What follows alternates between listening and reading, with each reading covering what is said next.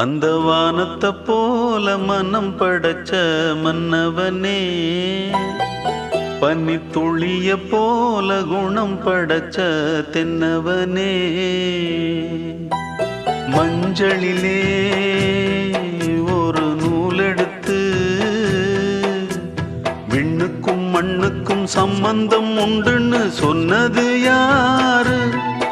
அது மன்னவன் பேரு.